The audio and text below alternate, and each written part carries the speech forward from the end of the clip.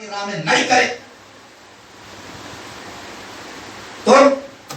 اللہ کی راہ میں قربان نہیں کرے.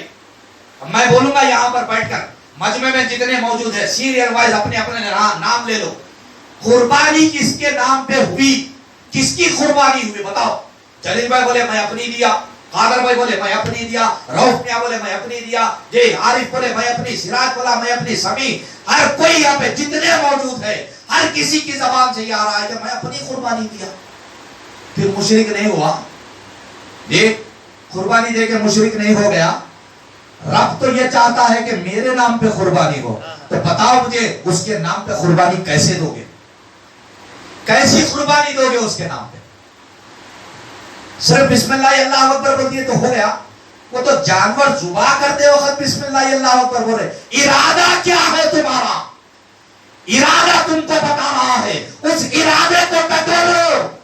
جس ارادے سے جانور خریدا گیا. جب جانور کے پاس پہنچے, جی چرواہے کے پاس پہنچے, جانوروں کو تلاش کیا, کان پکڑ کے دیکھ رہے ہیں ارے میری قربانی ہے, کان اچھے ہونے چاہیے, دانت کھول کے دیکھ رہے ہیں دانت ایک بھی زخمی نہیں ہونا, دانت ٹوٹاوا نہیں ہونا, کیونکہ میری قربانی ہو رہی ہے. کس کی ہو رہی ہے قربانی؟ جی اب یہاں جتنے موجود ہیں ہر کوئی نام لے اپنا اور ہر کوئی یہ بتائے کہ یہ قربانی میری ہو رہی ہے, زبان اور رب کے نام پہ, لیکن قربانی اپنی طرف سے کر دیا. پھر بول رہے ہیں کہ یہ میں مسلمان, یہ مشرک نہیں ہوا. اب سوال کرو میرے بھائی, اصل میں قصہ کیا ہے میں بتاؤں آپ کو. آج کمال کی بات یہ ہے کہ یا تو یہ بیچارے ایسے لوگوں کو ڈھونڈے جس کے منہ میں زبان نہیں رہتی. اب انہوں جو بولے اس کو وہی صحیح سمجھتا. اب وہ اٹھانگا پائجامہ, بڑے بھائی کا کرتا چھوٹے بھائی کا پائجامہ دیکھ لیا, وہ اٹھانگا پائجامہ اور بڑا کرتا دیکھتے انہیں یہ سمجھ رہا کہ یہ بہت بڑا عالم ہے بھائی, اب اس کو میں جواب ہی نہیں دے سکتا. یاد رکھو مسلمانوں, جب تک تم سوال نہیں کرو گے سامنے والا یہی بولتا جائے گا, گمراہی کے راستے پہ تم کو ڈالتا جائے گا, تمہارے ایمانوں کو برباد کرتا چلا جائے گا. اگر تم اپنے ایمان کی بقا چاہتے ہو تو جو ہے روش حسین اختیار کرو. حسین کی روش کیا تھی؟ نانا کی بارگاہ میں بیٹھ کے اپنا غم دل بیان کر رہے تھے. نانا کے بارگاہ میں بیٹھ کے اپنا غم دل بیان کر رہے ہیں, اپنا درد غم بیان کر رہے ہیں کہ نانا اس وقت میں وہ تکلیف میں ہوں, اور آپ جانتے ہیں میرے نانا آپ نے سجدہ طویل کیا تھا تو وہ میں ہی حسین تھا جو آپ کی پشت کے اوپر چڑھا تھا. آپ نے اپنے سجدے کو طوالت دی تھی تو صرف اس خیال سے کہ کہیں حسین میری پشت سے نہ گر جائے. ایک سوال یہاں پہ اور دے دوں میرے بھائی, عظمت حسین آپ کو سمجھ میں آ جائے. ایک سوال دے دوں, عظمت حسین سمجھ میں آ جائے. میرے آقا حضور پاک علیہ الصلوۃ والتسلیم مسجد نبی صلی اللہ علیہ وسلم میں نماز ادا کر رہے ہیں. حضرت حسین دوڑتے ہوئے آئے, سجدے کی حالت میں میرے آقا ہے اور حسین جو ہے حضرت حسین پشت مبارک پہ آپ کی پیٹھ کے اوپر چڑھ گئے. یہاں تک تو ٹھیک تھا, میرے آقا اپنی نماز اپنے رب کی بارگاہ میں ادا کر رہے ہیں. یہ میرے آقا اپنی نماز اپنے رب کی بارگاہ میں ادا کر رہے ہیں. پشت مقدسہ پہ حضرت حسین کا چڑھنا. اب یہاں سے سجدے کی طوالت, یہاں سے سجدے کی طوالت, سبحان ربی الاعلیٰ, سبحان ربی الاعلیٰ, سبحان ربی الاعلیٰ. دل میں کیا خیال ہے؟ حسین پیٹھ کے اوپر ہے کہیں گرنے نہ پائے, حسین پیٹھ کے اوپر ہے کہیں گرنے نہ پائے, حسین پشت کے اوپر سوار ہے کہیں گرنے نہ پائے. ادھر کہا جا رہا ہے سبحان ربی الاعلیٰ, سبحان ربی الاعلیٰ, میرا رب اعلیٰ ہے, اللہ میرا جو سبحان ہے پاک وہ ذات جو اعلیٰ وہ عرفہ ذات ہے. لیکن کیا خیال ہے؟ پشت کے اوپر حسین سوار ہے, پشت کے اوپر حسین سوار ہے. اگر میں سجدے سے اٹھ جاؤں تو کہیں حسین نیچے نہ گرنے پائے, اگر میں سجدے سے اٹھ جاؤں تو کہیں حسین اگر گر جائے تو کہیں کوئی زخم نہ آ جائے, کوئی تکلیف نہ ہو جائے. میرے آقا نے جو ہے صرف ایک ہی مرتبہ نہیں کیا, جمعے کا خطبہ میرے آقا ارشاد فرما رہے ہیں, منبر کے اوپر میرے آقا ٹھہرے ہیں, خطبہ چل رہا ہے, لڑکتے ہوئے قدموں کے ساتھ سرخ رنگ کے جو ہے اپنے کرتوں کو پہنے ہوئے ننھے صاحب زادگان دونوں لڑکتے ہوئے قدموں کے ساتھ جو ہے خاتون جنت کی بارگاہ سے نکل کر اس مسجد میں ترے آئے جس مسجد نبی میں میرے آقا جو ہے خطبہ ارشاد فرما رہے ہیں. میرے آقا جو خطبہ کہتے جاتے ہیں منبر رسالت سے اب روئے زمین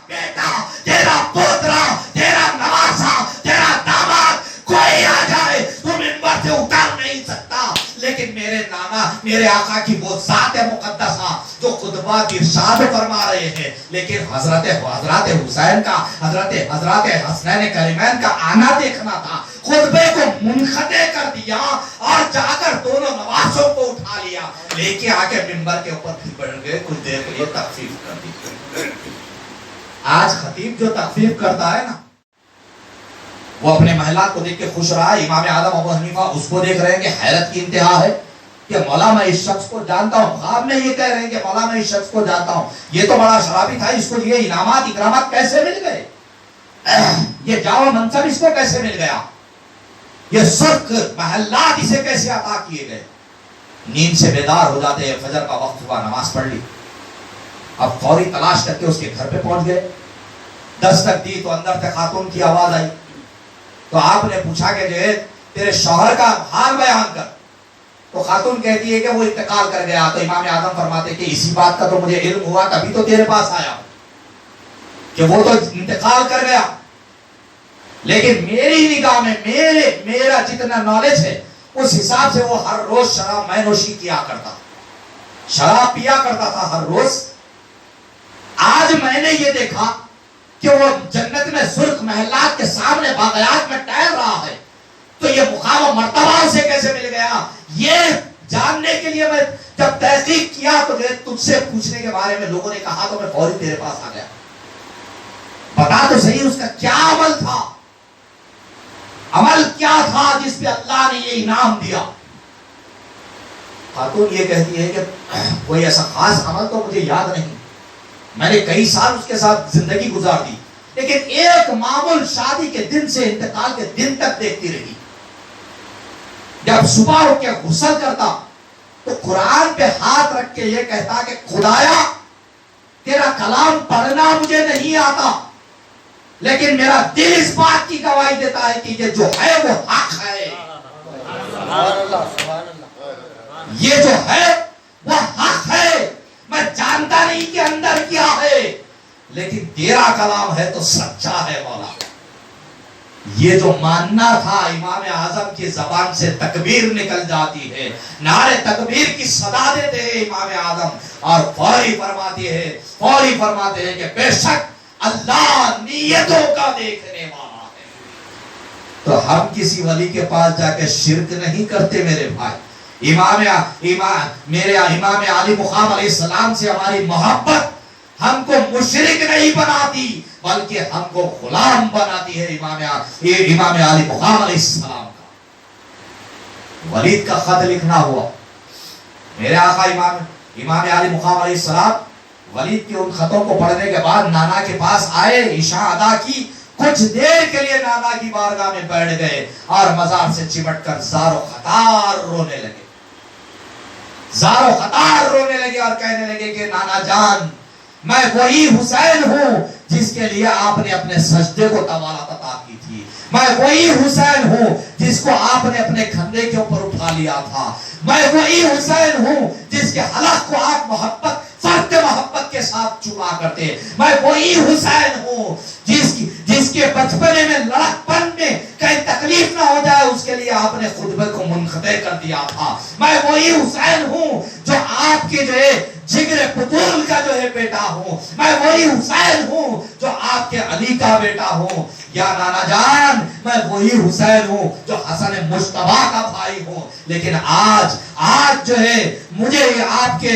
کے اس شہر سے، آپ کی اس مسجد سے، آپ کے پڑوس سے جو ہے جدا کیا جا رہا ہے، میرے نانا جان میں کیا کروں، میں کیا نہ کروں، لوگ مجھے جو ہے تکلیف دینے کے در پہ ہے، آپ کے اس بیٹے کو لوگ ستانے کے در پہ ہے، میرے خاندان کو ستانے کے در پہ ہے، نانا جان سے اپنا حال دل بیان کرتے ہیں، اپنی تکلیفیں بیان کرتے ہیں۔ آج بھی لوگ ہیں جو مصیبتوں میں آتے ہیں تو جو اپنی تکلیفیں بیان کرتے ہیں۔ بزرگان دین نے یہ طریقہ بتایا کہ یا رسول اللہ انظر حالنا، یا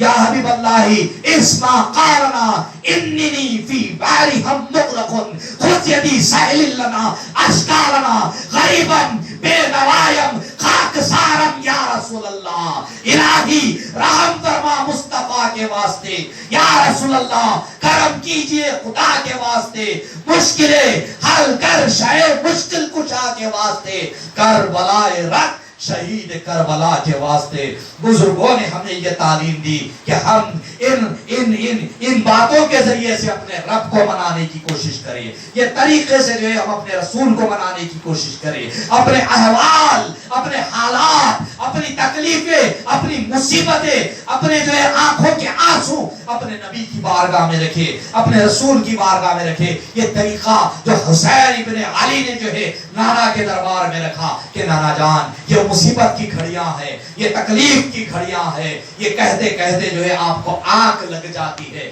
وہیں کچھ دیر کے لیے اونگ جاتے ہیں، سو جاتے ہیں۔ نانا جان کی مزار کو چمٹ کر جو ہے حضرت حسین ابن علی وہیں پہ سو جاتے ہیں۔ دیکھتے کیا ہے کہ نانا جان آپ کے جو ہے خواب میں تشریف لاتے ہیں، نانا جان جو ہے آپ کو جو ہے اٹھاتے ہیں کہ بیٹے حسین اٹھو، دیکھو مقتل تیار ہے، اب وہ وقت ہے کہ تمہاری پیدائش پہ جو وعدہ ہوا تھا اس کو وفا کرنے کا وقت آ گیا۔ بے شک حسین میری امت کے لوگ تجھے پیاسا تڑپ پائیں گے، اپنی پائے استقامت میں لغزش نہ آنے دینا کبھی، جو وعدہ کیا ہے اسے وفا کرنا۔ تیری ولادت پہ ہی جبرائیل نے تعزیت پیش کر دی تھی۔ نانا جان کہتے جاتے ہیں، حضرت حسین سنتے جاتے ہیں، آنکھوں سے آنسو روا ہو جاتے ہیں۔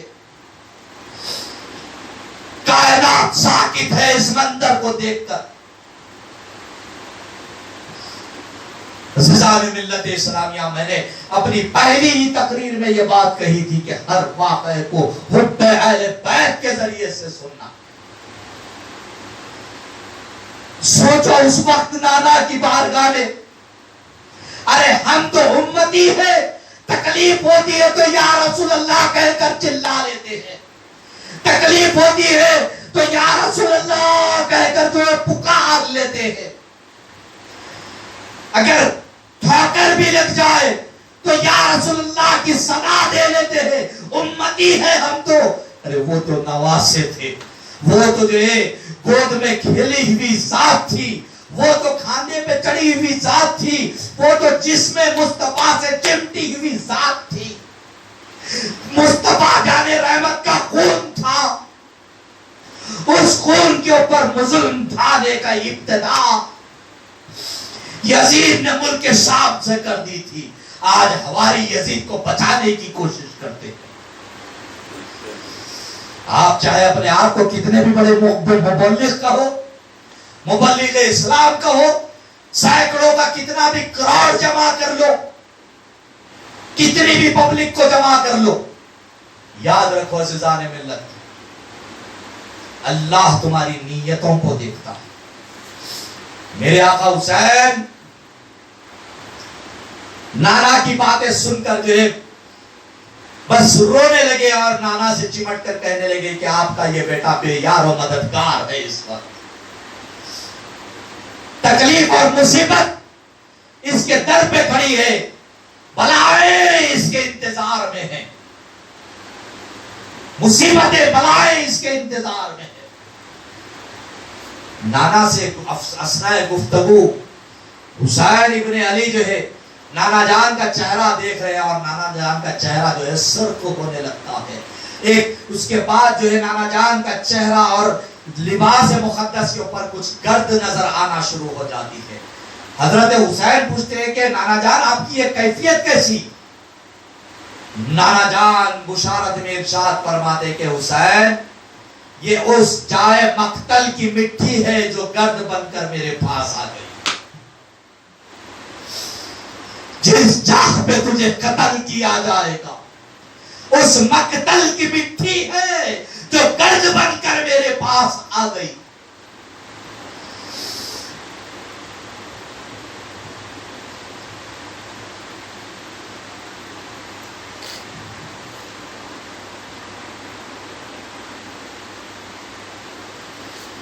اس وقت میرے آقا دو جہاں صلی اللہ تعالی علیہ وسلم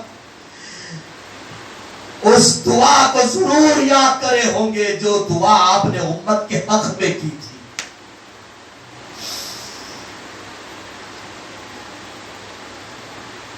امت کی بقا کے لیے میرے آقا نے جو امت کے ایمان کی سلامتی کے لیے میرے آقا نے جو دعائیں کی تھی، قتل حسین کے وقت میرے آقا کو ایک ایک دعا یاد آ رہی ہو. اسی امتیوں کے لیے میں نے دعائیں کی تھی جو میرے خاندان کو مٹانے کے لیے تلے ہیں.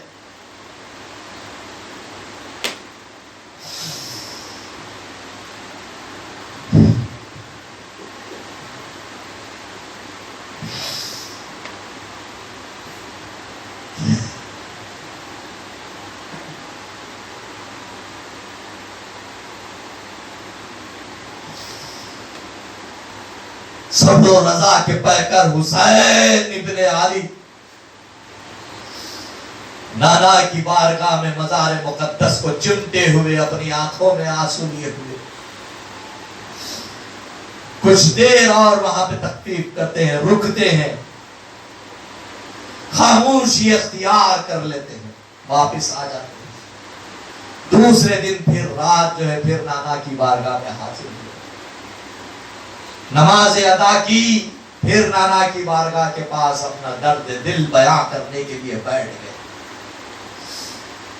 طویل گفتگو نانا کی بارگاہ میں کرتے ہیں، اس کے بعد پھر اٹھتے ہیں. جنت البقیع میں حضرت حسن مجتبیٰ کے پاس تشریف لے جاتے ہیں، بھائی کی بارگاہ میں سلام عرض کرتے ہیں. وہاں سے جو ہے پھر ان سے رخصتی ہو کر خاتون جنت کے پاس آتے ہیں. مورخ دان تاریخ دان یہ لکھتا ہے،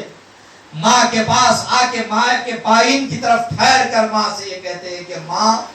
تیرا یہ بیٹا مظلوم آج تیرے سے الوداع کہنے کے لیے حاضر ہوا ہے.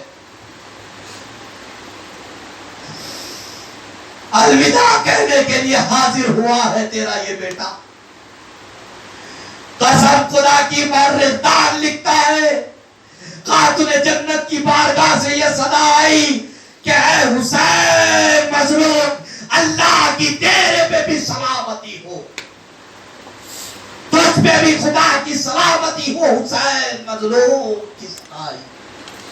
مظلوم حسین کی صدا آئی.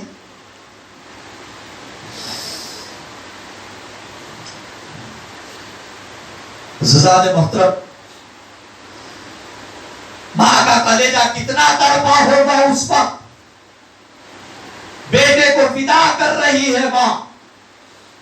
بیٹے کو ماں فدا کر رہی ہے، اس ماں کا کلیجہ اس وقت کتنا تڑپا ہوگا.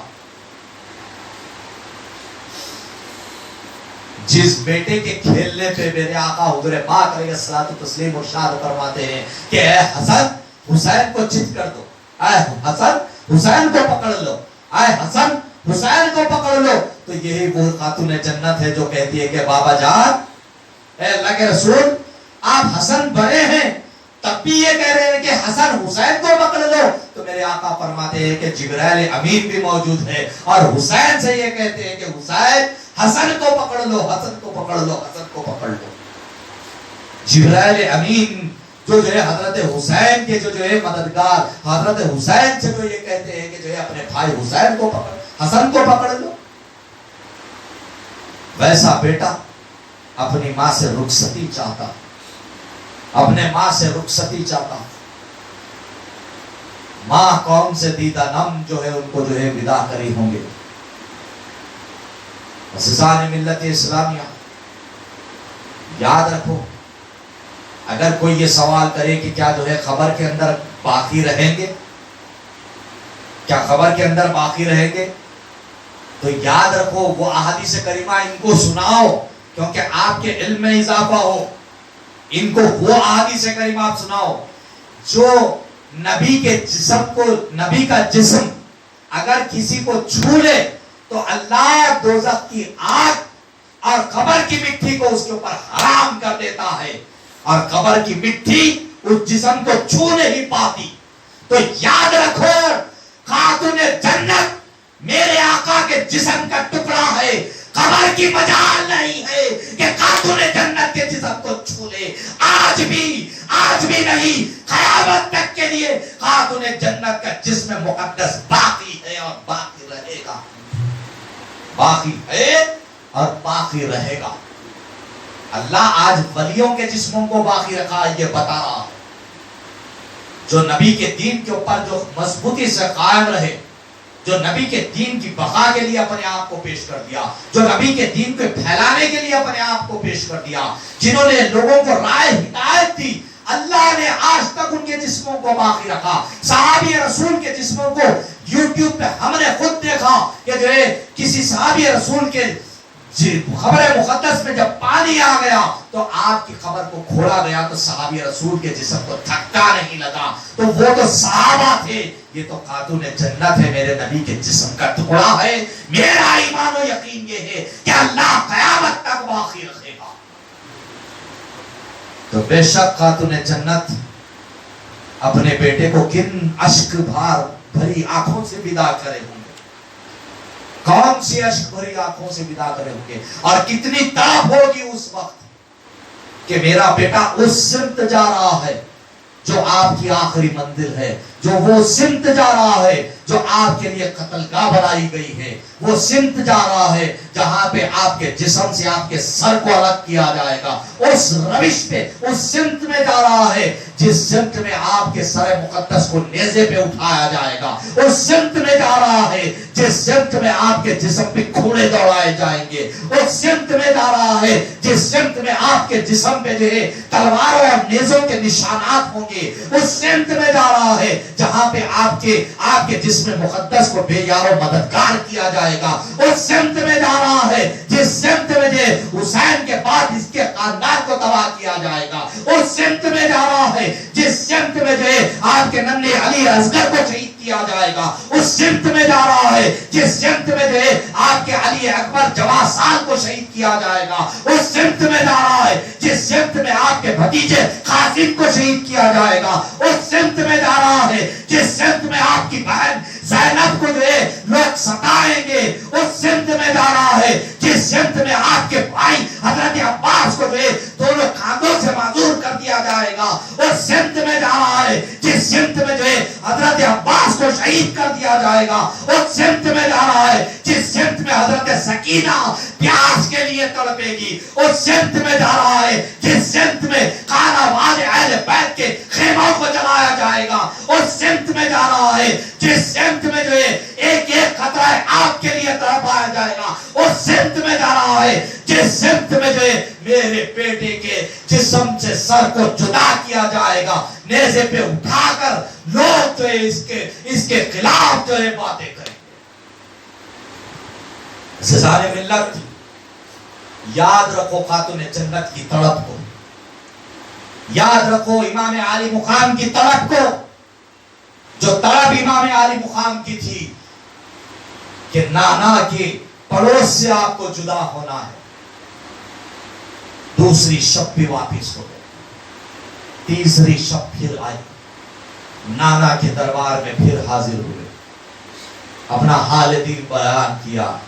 اور آخری سلام کر کر رخصتی کی اجازت لے لی، رخصتی کی اجازت لے لی، گھر آئے، اپنے اہل بیت سے عرض کی کہ جو یہاں رکنا چاہتا ہے رکے، کیونکہ ان کو مجھ سے مقصد ہے، آپ سے نہیں، ان کو اگر کوئی مطلب ہے تو وہ دست حسین سے مطلب ہے، وہ دست حسین سے مطلب ہے، ان کو کوئی اور مطلب نہیں ہے، ان کو میرے اہل بیت سے مطلب نہیں ہے، ان کو میرے لوگوں سے اس خانہ باد سے مطلب نہیں ہے، اگر کوئی ان کو مطلب ہے وہ در دست حسین سے مطلب ہے۔ اگر آپ رہنا چاہتے ہیں تو رہیں، لیکن خاندان رسالت تھا، وفا ان کی مقدروں میں لکھی ہوئی، وہ وفا شعار پیدا ہوئے، وفا لے کر پیدا ہوئے، وفا جنہوں نے دنیا کو دی،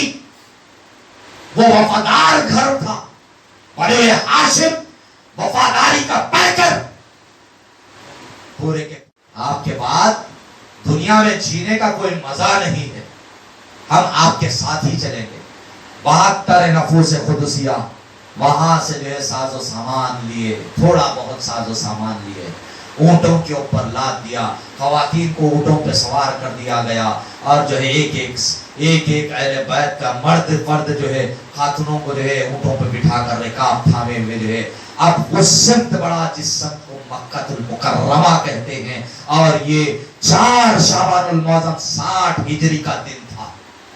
امام علی مقام علیہ السلام کی ولادت و سعادت ہوئی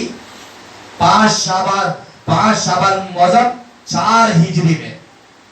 اور مدینہ المنورہ سے آپ کی جو وداعی ہوئی وہ وداعی تھی 4 شعبان المعظم 60 ہجری کا دن۔ آپ وہاں سے روانہ ہوئے، آگے بڑھتے ہیں، راستے میں حضرت عبداللہ رضی اللہ تعالیٰ عنہ سے ملاقات ہوئی۔ آپ نے کہا کہ اے رسول کے نواسے کہاں چلے؟ تو آپ نے فرمایا کہ جو ہے اس بے یار و مددگار خاندان سے سوال کیا کرتے ہو؟ تو آپ نے عرض کی کہ نہیں، آپ جا کہاں رہے ہو،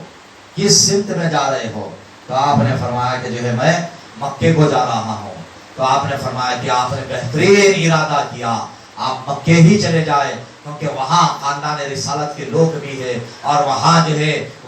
اس وقت مکے میں جو ہے صحابہ بھی آپ کے منتظر ہوں گے، اور آپ لوگوں کو جب صحابہ دیکھیں گے تو جو ہے خوشی سے جو ہے آپ لوگوں کا استقبال کریں گے، اور آپ پوری بقایا زندگی وہیں گزارنا، اور آپ جو ہے گفتگو کرتے ہیں۔ اس کے بعد جب حضرت عبداللہ روانہ ہونا چاہتے ہیں تو آج کی آخری پیغام دے دوں میرے بھائی، آج کی گفتگو کا آخری پیغام دے دوں کہ حضرت عبداللہ روانہ ہونے سے پہلے حضرت حسین سے کہتے ہیں کہ اے نواسے رسول، اے شہزادے رسول، اے شہزادے بطون، اس بات کو آپ غور سماعت کرنا کہ آپ بے شک مکے میں جائیں، آپ صحابہ کے ساتھ رہیں، لیکن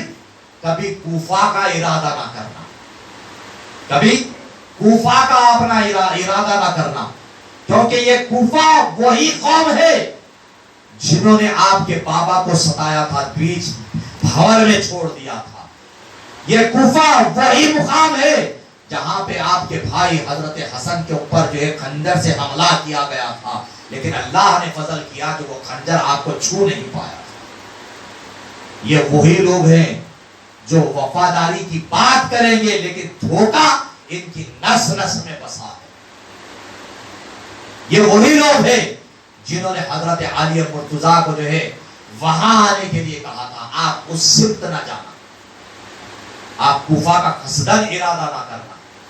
تو پتہ یہ چلا کہ دھوکہ دینے والوں میں غدار جو تھے وہ یزیدی تھے،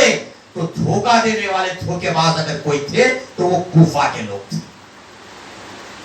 کوفہ کے لوگ تھے۔ اور ہر دو اپنے آپ کو مسلمان کہتے، ہر دو جو ہے کلمہ گو تھے، ہر دو ایک امام کے پیچھے نماز پڑھنے والے تھے، ہر دو جو ہے صفے درست کر کر نماز پڑھنے والے تھے، لیکن مقابلے میں کس کے ٹھہر گئے اور دھوکہ کس کو دیا؟ نواسے رسول کو دیا، جن سے دین کی بقا ہے۔ شاہ است حسین، بادشاہ است حسین، دین است حسین، دین بناست حسین، سرداد نداد در دست یزید، حقا کے بنا لا الہ است حسین، وما علینا الا البلاء، وآخر دعواہم ان الحمدللہ رب العالمین۔ السلام علیکم ورحمۃ اللہ وبرکاتہ۔ تبرک کا اہتمام کیا گیا۔